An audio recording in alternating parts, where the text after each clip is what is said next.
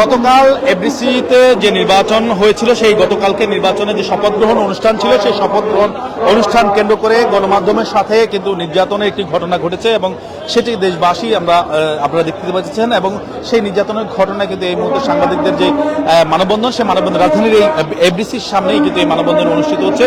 এখানে রাজধানীর যে সকল গণমাধ্যম কর্মীরা যারা কাজ করে যাচ্ছেন তারা সকলে কিন্তু এখানে উপস্থিত রয়েছেন। আমরা যেমনটা লক্ষ্য করতে পেরেছি, আমরা কয়েকজনের সাথে কথা বলবো আসলে গতকালকের যে ঘটনা সেই ঘটনা নিয়ে আসলে কিভাবে দেখছে এবং দেশবাসী কিভাবে দেখছে সেসব বিষয়ে আমরা কিন্তু আলোচনা করবো এবং কথা বলবো। আমরা যেমনটা লক্ষ্য করতে পেরেছি, দর্শক সরাসরি যুক্ত হচ্ছে আপনাদের সাথে এই মুহূর্তে এফডিসির ঠিক সামনেই কিন্তু এই গণমাধ্যম কর্মীরা হাজির হয়েছেন যেমনটা আমরা লক্ষ্য করতে পেরেছি,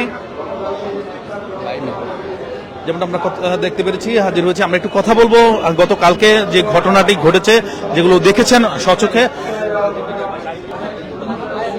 তিনি দেখেছেন, আমরা তার সঙ্গে কথা বলবো। ছিলেন গতকালকের ঘটনা পুরোপুরি একটু বলবেন আসলে এই ঘটনা আসলে এই বাংলাদেশে এই প্রথমবার, ইতিহাসেই প্রথমবার বলা চলে এভাবে গণমাধ্যমের উপর হামলা করা হয়েছে, এটা কিভাবে দেখছেন? এটা আসলে এখানে আসলে মানে কি বলবো, আসলে দুঃখ প্রকাশ বা যদি ন্যাক্কারজনকের উপরে কিছু থাকে, এরকম ন্যাক্কারজনক একটা ঘটনা ঘটেছে। এটা নিয়ে আসলে কিছু বলার নাই, রুচিতে আসছে না কথা বলতে, রুচিতে আসছে না। দেখেছেন আপনারা ফুটেজে দেখেছেন, জয় চৌধুরীকে দেখা গেছে, শিবা শানুকে দেখা গেছে, আলেকজান্ডার বোকে দেখা গেছে, রুবেলকে দেখা গেছে, নায়ক রুবেলকে দেখা গেছে দৌড়ে বেড়ে যেতে, তেড়ে বেড়ে যেতে দেখা গেছে। ফাইটার গ্রুপের ছেলেপেলে ছিল, এফডিসির অফিস সহকারীরা ছিল, সহকারী একজন ছিল, এরা চিহ্নিত। ফেসগুলো যারা নিয়মিত এফডিসিতে আসে তারা চেনে এদেরকে, এবং এগুলো নিয়ে আসলে না কথা বলতে কোনো রুচি নাই, রুচিতে হয় না। আমরা একটা আলটিমেটাম দিয়েছিলাম, 24 ঘন্টার আলটিমেটাম। আজকে রাত 8টায় এই আলটিমেটামটা শেষ হবে। এইটা রাত 8টার মধ্যে যদি কোনো সমাধান না হয়, 5 দফা দাবি সহ সমাধান না হয়, তাহলে আমরা কঠোর কর্মসূচিতে যাব এবং এই কর্মসূচিগুলো আপনাদেরকে আমরা জানিয়ে দিব। ধন্যবাদ। দর্শক যেমন দেখছিলেন যে আলটিমেটাম 5 দফা যে আলটিমেটাম সেই আলটিমেটামটি দেওয়া হয়েছে এবং আলটিমেটামে যেমনটা সব বলা হয়েছে যে গণমাধ্যমের উপর যে হামলা, সেই হামলায় আসলে কিভাবে দেখছে। আমরা আরেকজনের সাথে গণমাধ্যম কর্মী, এটা আসলে খুবই দুঃখজনক। সবচেয়ে বড় কথা হচ্ছে যে সাংবাদিকরা যে নিরাপত্তাহীনতায় ভুগছে বা তাদের উপর আক্রমণ করলে মনে হচ্ছে যে আসলে সাংবাদিকদের আক্রমণ করলে বিষয়টি আসলে দেখার কেউ নেই, এমন পরিস্থিতি মনে করেই কিন্তু যেভাবে পারছে সাংবাদিকদের আক্রমণ করছে। এবং সবচেয়ে বড় কথা হচ্ছে ইতিপূর্বে যে এর আগেও যে ঘটনাগুলো ঘটেছিল সেই ঘটনার কোনো সুষ্ঠু তদন্ত হয়নি এবং বিচার হয়নি, যে কারণেই কিন্তু বাকিরা সাহস পাচ্ছে। ধন্যবাদ। দর্শক আসলে যেমনটা দেখছিলেন যে গণমাধ্যম যাদের সাথে আসলে এতদিন আমরা কাজ করছি তারা আসলে আমাদের জন্য কতটুকু নিরাপদ সেটা নিয়ে কিন্তু একরকম প্রশ্ন একরকম থেকেই যায়। সবকিছু মিলে বলা যায় এটা যেমন লজ্জাকর, এটার পাশাপাশি হচ্ছে আমাদের জন্য একটা নিরাপত্তার একটা মানে নিরাপত্তাহীনতার একটা বড় একটা বিষয়, কিন্তু যে পরবর্তী প্রজন্ম এখানে কাজ করতে হচ্ছে দুইবার ভাববে যে আমি যে স্পটে কাজ করতে যাব এই জায়গাটা আসলে আমার জন্য কতটা নিরাপদ। আসলে আমাদের এটা কোনোভাবেই প্রত্যাশা ছিল না। আমরা চাই আমাদের ভাইদের উপর বা আমাদেরকে যারা গণমাধ্যম কর্মী আমরা ছিলাম, আমাদের উপর যে হামলাটা হয়েছে সেই হামলার অবশ্যই সুষ্ঠু তদন্ত হোক এবং তদন্তের মাধ্যমে যারা আসলে দোষী তাদেরকে শাস্তির আওতায় আনা হোক। যেমনটা আসলে দেখছিলেন যে গণমাধ্যম কথা বলছিলেন, আমরা আরো কয়েকজনের সাথে একটু কথা বলবো। গতকালকে আমরা দেখেছিলাম যে ঘটনাটা ঘটেছে গণমাধ্যমের সঙ্গে যে হামলার শিকার হয়েছেন বেশ অনেক গণমাধ্যম এখন পর্যন্ত হাসপাতালে রয়েছে, আমরা যেমনটা লক্ষ্য করতে পেরেছি। বিষয়টি কিভাবে সেটি কিন্তু আসলে আকস্মিকভাবে ঘটেছে তা না, এটা মনে হচ্ছে যে পুরো একদম পূর্ব পরিকল্পিত একটা ঘটনা। এফডিসিতে এর আগেও কিন্তু আমরা দেখেছি যে শিল্পীদেরকেও এফডিসিতে ঢুকতে দেওয়া না। মানে আপনি জানেন যে বাংলাদেশের সুপারস্টার সাকিব খান, অথচ তাকে এফডিসি থেকে এক প্রকার অপমান করে বের করে দেওয়া হচ্ছে। জায়েদ খান শিল্পী সমিতির 2বারের সাধারণ সম্পাদক, তাকে অপমান করে বের করে দেওয়া হচ্ছে। এবার কি হলো, সাংবাদিকদেরকে মারধর করে তারপরে বের করে দেওয়া হলো। আসলে বিষয়টা হচ্ছে এই যে এফডিসিটা একটা সন্ত্রাসী গোষ্ঠী, এই এফডিসিটা নিয়ন্ত্রণ করে। এই গোষ্ঠীটা বিশেষ করে শিবা শানু হচ্ছে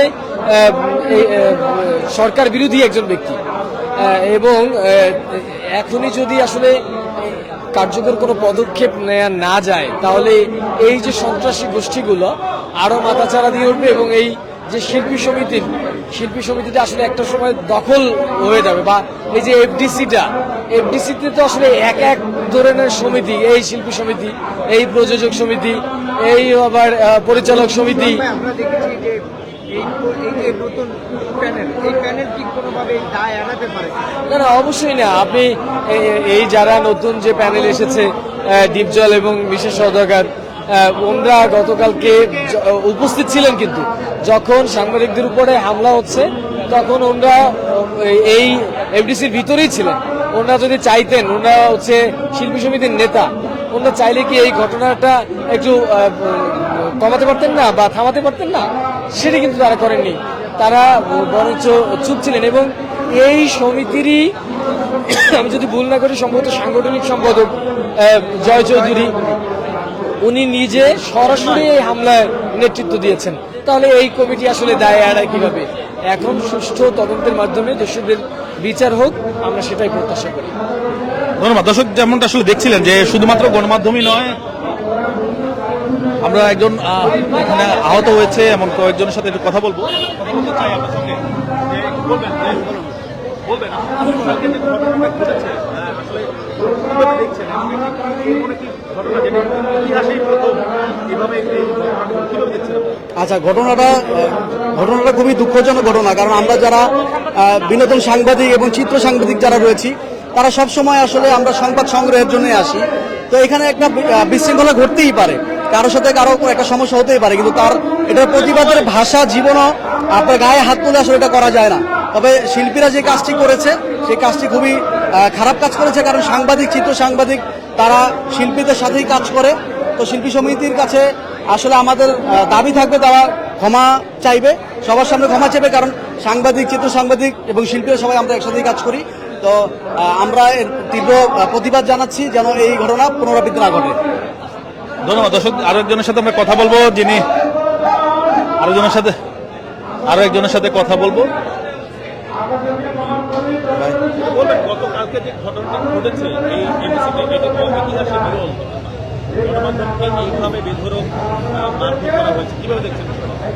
আসলে তাদের সিনেমা হিট নাই, তো সিনেমা হিট নেই, সেজন্য তারা সাংবাদিক পিটিয়ে একটু আলোচনায় আসলো। কারণ এবারে নির্বাচনটাও তেমন আলোচনায় ছিল না, যেহেতু নিপুণের সাথে কোনো মানে মিশা ডিপজল প্যানেলের সাথে নিপুণের প্যানেলটি সেভাবে আলোচনায় আসেনি। সেজন্য তারা নির্বাচনের আলোচনায় না আসতে পেরে শপথ গ্রহণের দিন আলোচনায় চলে এসেছে সাংবাদিক পিটিয়ে। এটা দুঃখজনক, নেক্কারজনক। আসলে যে শিল্পীদের অস্তিত্ব টিকিয়ে রাখে সাংবাদিকরা, সেই সাংবাদিকদের উপরেই তাদের আসলে এই আক্রমণ এবং ফিল্ম স্টাইলে মারধর। আমি জানি না এফডিসির আসলে কাজটা কি। এফডিসি সরকারের একটা, আমার মনে হয়, লস প্রজেক্ট। এখানে কোনো কাজ হয় না, কোনো শুটিং নেই, কিচ্ছু নেই। হুদাই মানে যাদের মিডিয়াতে কাজ করে কিছু লোকজন আছে, এরা বাসায় হয়তো তাদের জায়গা নেই, তারা সকাল থেকে এসে সন্ধ্যা পর্যন্ত পড়ে থাকে, মশামাছি মারে, আর কোনো কাজ নেই। একদম সরকারের লস প্রজেক্ট। বলবো যে এফডিসিটাকে আসলে অন্য কিছু বানানো যায় কিনা। আসলে এই রাজধানীর এমন একটি জায়গায়, মানে কারণ এফডিসিতে আপনার শুটিং হয় না 30 দিন, বছরের মধ্যে হয়তো 8-10 দিন শুটিং হয়। তাহলে 8-10 দিন শুটিং এর মধ্যে সরকারের এত একর জায়গা, এত ভবন, মানে অযথা ফেলে রাখার কোনো প্রশ্ন আসে না। আর যেখানে শিল্পী নাই, সেখানে সমিতিতে কি করবে? সিনেমাই নাই, তো সেখানে মানে শিল্পী সমিতি, বুঝি না, এটা ফানি। আর এরা যে বললাম না, সিনেমাতে আসলে হিট করতে পারে না, এজন্য সাংবাদিকদের মেরে একটু আলোচনায় আসলো, এটাই। ধন্যবাদ। দর্শক, যেমনটা আসলে দেখছিলেন যে এই মুহূর্তে গণমাধ্যম কর্মীরা এখানে অপেক্ষমান রয়েছে এবং গণমাধ্যম কর্মীরা এখানে অপেক্ষা করছেন। যে আপনি প্রশ্ন করেছেন যে সাংবাদিকদেরকে গতকালকে কেন হামলা করা হলো, কেন হামলা করবে। দেখেন, এফডিসি নামক এই আজ শিল্প চর্চা, এখানে কোনো ধরনের শিল্প চর্চা হয় না। কেন হয় না? আজকে সাংবাদিকরা সত্য উন্মোচন করে বা তারা বিভিন্ন প্রশ্ন করে, এই প্রশ্নের উত্তর না দিতে পেরেই কিন্তু সাংবাদিকদেরকে আক্রমণ করা হয়েছে। তারা যদি প্রশ্নের উত্তর দিতে পারতো, তাহলে কিন্তু এই সাংবাদিকদের উপরে আক্রমণ হতো না। আজকে এই সাংবাদিকরা যখন দেশের দর্পণ, জাতির বিবেক এবং রাষ্ট্রের চতুর্থ স্তম্ভ, তখন আজকে আমাদের পেশাদারিত্ব এবং সম্মানের জায়গা থেকে আজকে আমরা প্রতিবাদ করছি। এই যে 30 জনের অধিক সাংবাদিককে আহত করা হয়েছে, এদেরকে যে ধরনের সেবা দেওয়া উচিত, এবং এই এফডিসির যে সন্ত্রাসী, এই যে শিল্পী নামের যে সন্ত্রাসী, তাদেরকে আইনের আওতায় এনে একটা কঠোর বিচারের দাবি করছি। ধন্যবাদ। দর্শক, যেমনটা আসলে দেখছিলেন যে এফডিসিতে আমরা একটু কথা বলবো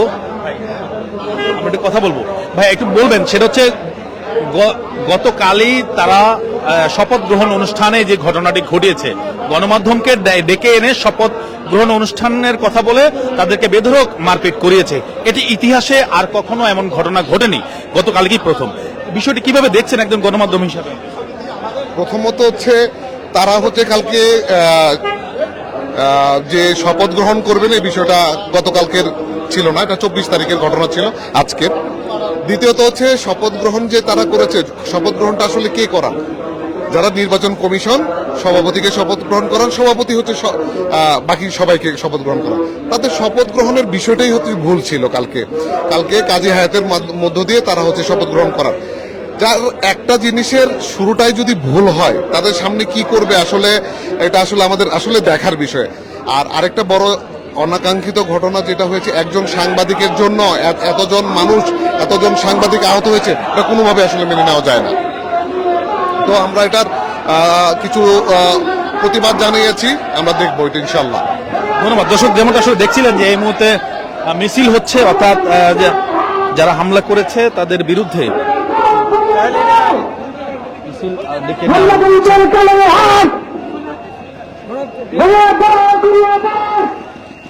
যারা হামলা করেছে তাদের কালো হাত ভেঙে দেওয়ার, ঘুরিয়ে দেওয়ার জন্য এই মুহূর্তে মিছিল চলমান রয়েছে এফডিসির গেটের সামনে। গণমাধ্যম আমরা যেমনটা লক্ষ্য করতে পেরেছি, দর্শক দেখতে পাচ্ছেন মিছিল নিয়ে বের হচ্ছেন